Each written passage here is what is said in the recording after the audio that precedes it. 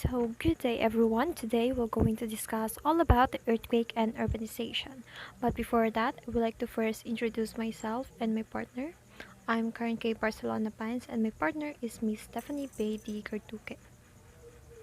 But first, we'd like to first present to you our table of contents. First, we're going to discuss all about the introduction in which we're going to explain to you what is earthquake and what is urbanization. We'll also discuss about the effects of earthquakes on urbanization, what are the mitigation strategies and also the case studies involving in it regarding to the earthquake and urbanization. So the first reporter is May Stephanie May D Garduque. A pleasant day, everyone. I am Stephanie, your first reporter for today's presentation. So I have a question. Have you ever wondered what is earthquake and urbanization? So let's discuss it. First, earthquake. So earthquake is a sudden and rapid shaking of the Earth's surface caused by the shifting of tectonic plates. The magnitude of an earthquake is measured on the Richter scale, which ranges from 1 to 10. Earthquake can cause significant damage to buildings and infrastructure as well as injuries and loss of life. So it is very understandable that earthquake is a weak to violent shaking of the ground produced by the sudden movement of a rock materials below the Earth's surface, and the earthquake originate in tectonic plate boundary. So always remember this K word, uh, this one.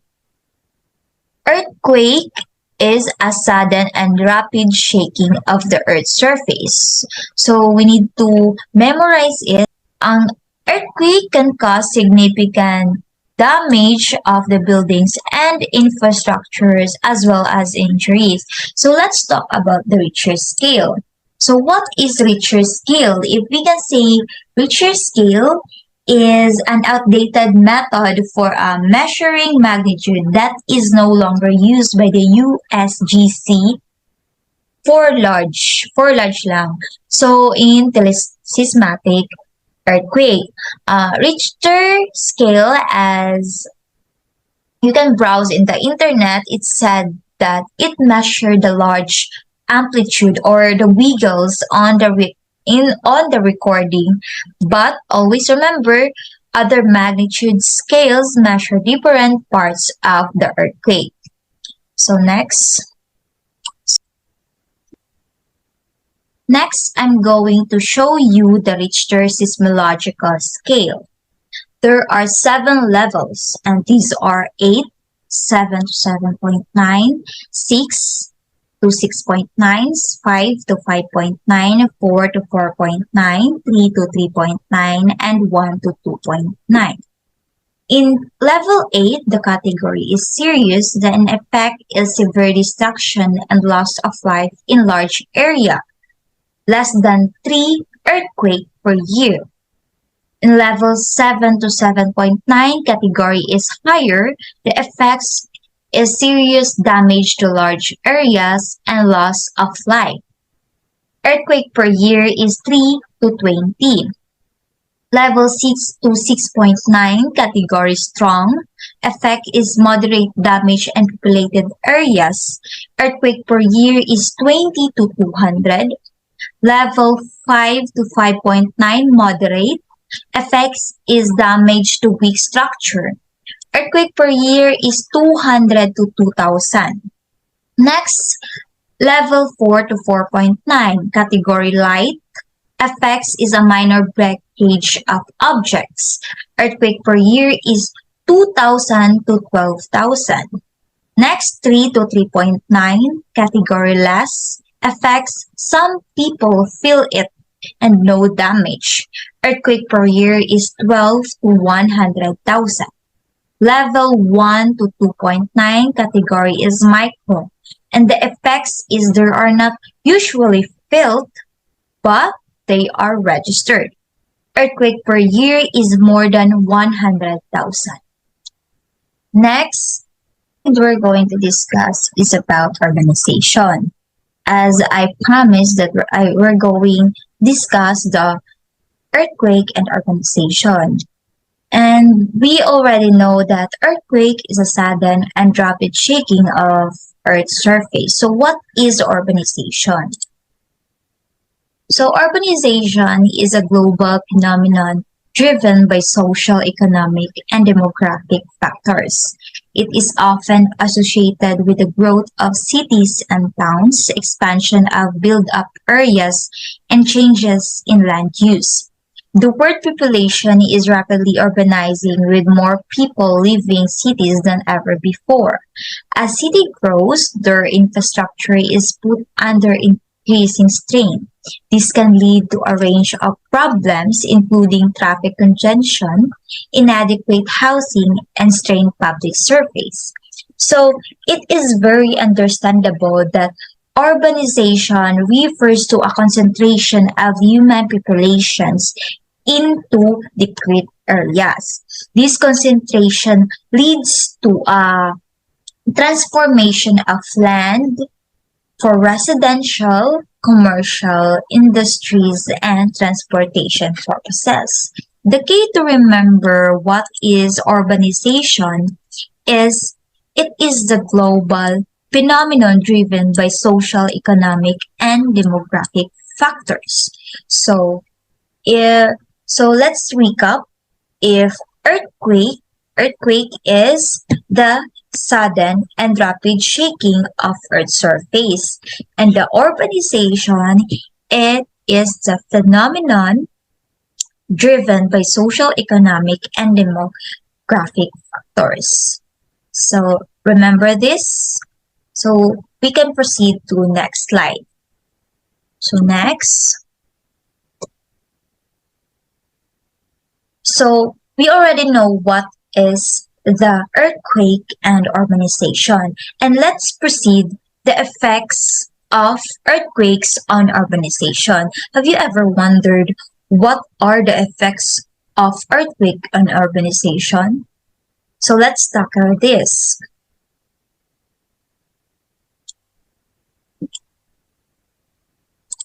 Next, we're going to discuss the factors contributing to urban earthquake risk. So we have 5: high density, aging, lack of preparedness, altered natural landscape, and increased secondary. First, we're going to discuss the high density. High density talks about the raising the potential for casualties and property damage when seismic event occurs. So what happens when the population density is high? When a population reaches the high density, there are more individuals trying to use the same quantity of resources. And this can lead to competition for food, water, shelters, lights, and other resources needed for survival and reproduction. Second, aging. If we can talk about aging, it is characterized by outdated and poorly maintained buildings and transportation system, increase the vulnerability of structure to seismic damage. And what does it means? What are the effects of aging infrastructure? The accident directly caused by falling infrastructure includes serious injuries, fatalities, large property damage, and not to mention lost income or reputation risk. So next, lack of preparedness. If we can say lack of preparedness, inadequate emergency response plans and public awareness, impeding effective mitigation and response effort during and after a seismic event. And what does it mean? In some cases, you won't be able to exit your property during the earthquake. In others, the damage will be so extensive that you won't be able to secure your belongings, and which can result in thief or further damage from and even loss by the elements.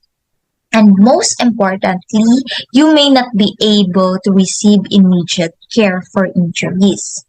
So next, altered natural landscape. Altered natural landscape talks about the removal of green spaces and the modification of waterways can disrupt the nature environment ability to absorb and dissipate seismic energy. And last one is increases secondary, and it talks about the urbanization often leads to increased secondary hazard. Remember the factors contributing to urban earthquakes risk. So first things we need to remember is the high density, second, the aging, third, the lack of preparedness, fourth is altered natural landscape, and the fifth one is increased secondary. So next, let's talk about there are three: infrastructure damage, economic impact, and human impact. So first, infrastructure damage. So if we can say infrastructure damage, earthquake can cause significant damage to urban infrastructure, including building, roads, and bridges. So it means that damages to infrastructure such as health, communication, or transportation can create conditions or further vulnerability for people as damaged infrastructure may reduce access to a certain resources or income generating activities, making them less resilient to new and emerging risks. So second, we talk about economic impact. So as you can see, earthquake and costs have a significant impact or economic impact on urban areas, including lost revenue and increased costs for rebuilding and repairs. So, alongside devastating loss of life, natural disaster such as this can inflict serious damage on economies. They can destroy equipments, buildings, and infrastructure and disrupt productions. But the precise extent to these events affect economic output is widely debated. So next, we're going to talk about the human impact. So human impact earthquake can cause significant harm to human populations in urban areas, including injury, displacement, and loss of life.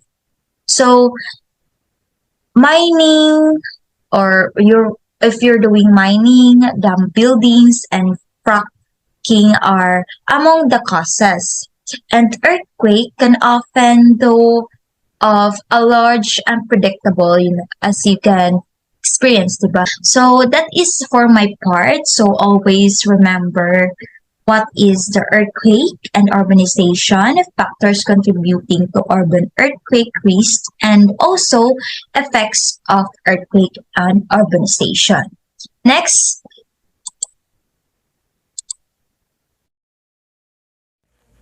And now let's proceed to the mitigation strategies.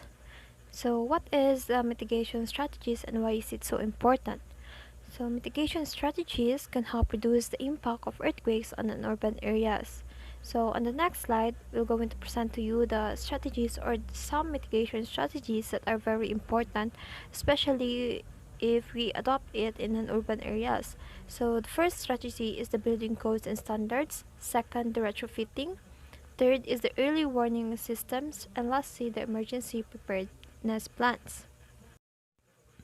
And now let's first discuss the building codes and standards as a mitigation strategy when it comes to earthquake and urbanization. So, building codes and standards, we civil engineers are familiar to this as we have our own building codes and standards that we have to follow when it comes to designing and building some infrastructures here in the Philippines.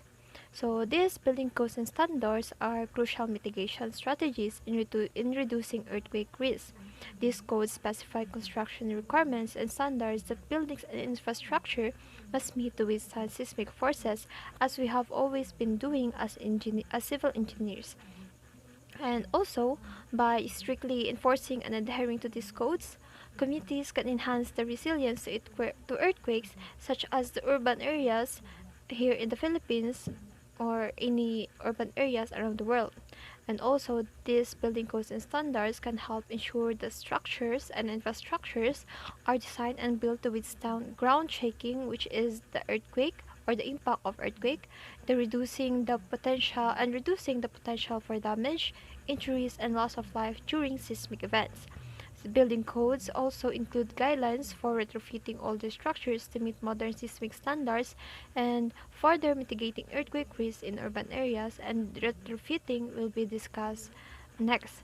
And now let's discuss about the retrofitting. So what is retrofitting? This mitigation strategy involves the modification or strengthening of existing structures to meet the current seismic safety standards. It is where the process of typically includes adding support elements, improving foundation systems, and reinforcing critical components of buildings. Retrofitting is a very crucial or is a very vital mitigation strategy for reducing earthquake risk, especially in areas with existing older buildings and infrastructure. Because as urbanization continues, some infrastructures gets older with poor maintenance. And also, retrofitting enhances the ability of these older structures and infrastructures to withstand seismic forces, reducing the potential for damage, collapse, and associated hazards during an earthquake. By retrofitting vulnerable buildings and infrastructure, communities or urban areas can significantly improve their resilience to seismic events and enhance the public safety. And now let's discuss about the third mitigation strategy, which is the early warning systems. So early warning systems is a very effective mitigation strategies for earthquake risks, especially in urban areas, because it provides advance notice of impending seismic activity. These systems use seismic sensors to detect initial earthquakes waves, allowing for the rapid dissemination of alerts to the public, emergency responders, and critical infrastructure. With these early warning systems, people and organizations in urban areas can take protective actions such as seeking shelter or evacuation or shutting down critical systems, reducing the potential for injuries, damage, and economic disruption during earthquakes. Early warning systems play a crucial role in enhancing preparedness and reducing the impact of seismic events in earthquake-prone regions, especially in urban areas, as some urban areas have high infrastructures of high-rise buildings, which is very dangerous when it comes to earthquake with a high magnitude level. So, and now let's proceed to the last mitigation strategy, which is the emergency preparedness plans. So this emergency preparedness plans is also essential or a vital mitigation strategies in urban areas for earthquake risk. These plans outline coordinated responses and actions to be taken by government agencies, responders, and the public before, during, and after an earthquake, by educating and training the community, establishing communication protocols, and stockpiling essential supplies. Preparedness plans enhance the ability to respond effectively to earthquakes. They reduce confusion, streamline response efforts, and ultimately save lives and minimize damage by ensuring a well-organized and informed response to seismic events. So as we have all known or discussed earlier, urbanization have a high-rise buildings or high infrastructures and also have a high population density. And by using this mitigation strategy, which is the emergency preparedness plans, we can lessen the panic of the residents of a certain urban area when it comes to earthquake, and also it can minimize the damage infrastructure or the damage that the earthquake will cause by ensuring a well organized and informed response to seismic events, which is the earthquake. And now let's proceed to the case studies, in which we're going to present to you several case studies that will illustrate the effects of earthquakes on urban areas. So the first case is the case of Kobe, Japan earthquake, which happened on the year 1995. The Kobe earthquake was a magnitude of 6.9 earthquake that struck the city of Kobe, Japan on January 17 on the year of 1995. The earthquake caused widespread damage to buildings and infrastructure, resulting in over 6,000 deaths and $100 billion in economic loss. Then the second case is the case of Loma Prieta earthquake in San Francisco in the year of 1989. The Loma Prieta earthquake was a magnitude 6.9 earthquake that struck the San Francisco Bay Area on October 17, 1989. The earthquake caused 63 deaths and over $6 billion in damages. The earthquake was particularly damaging to urban areas because of the city's aging infrastructure and high population density. The earthquake also highlighted the need for better building codes and retrofitting of existing structures. And the last case is the case of Christchurch earthquake in New Zealand in the year 2011, in which they experienced a magnitude of 6.3 and have 185 casualties and have a damage of $40 billion. The sum of everything that we stated so far, in conclusion, earthquakes have a significant impact on urban areas and their inhabitants. The effects of earthquake can range from physical damage to emotional trauma, and the cost of recovery can be substantial. However, there are strategies that can be employed to mitigate the impact of earthquake on urban areas. These include building codes and regulation, early warning system, and community preparedness program. It is important for urban areas to take these strategies into account when planning for future growth and development.